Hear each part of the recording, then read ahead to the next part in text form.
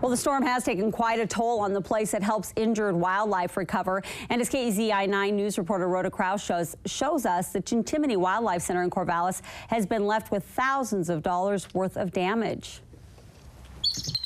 It's a place where injured and orphaned wildlife can come for medical care. Hi, guys. And for physical therapy to regain their strength before going back into the wild.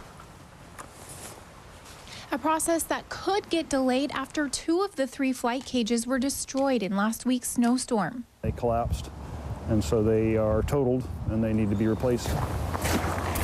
Jeff Picton's the executive director of the Wildlife Center, and he heard the news last Saturday. Some of the volunteers were already here, and I walked in and said, how's it going today? And they said, oh, well, two of our cages collapsed. And at first I thought they were joking. I thought it was just a bad joke. But then they had serious faces, and I realized that they were serious too. So I came down here, and the first concern was that were there any animals injured? Luckily, the 3 red-tailed hawks inside, already injured, didn't suffer any more injuries. And this is pretty stout metal, but the weight of the snow was just too much. And I can't imagine how much weight was on these things. Now the organization's working on rebuilding a home for these guys, but it's going to take some fundraising. Taking them apart is one thing,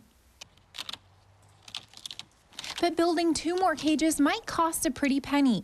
These upright pieces here, these in this cage are like 5 feet apart. We're hoping to put them more like 3 or 4 feet apart, so they're just more strength to the whole structure.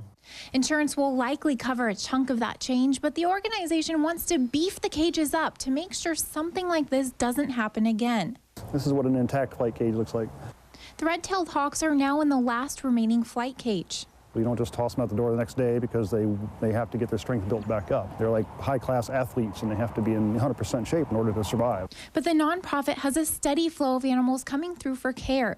Chintimini Wildlife estimates it'll cost about $10,000 to rebuild the damaged cages. If you'd like to donate, head over to our website at kezi.com and click News links. In Corvallis, Rhoda Kraus, KEZI 9 News.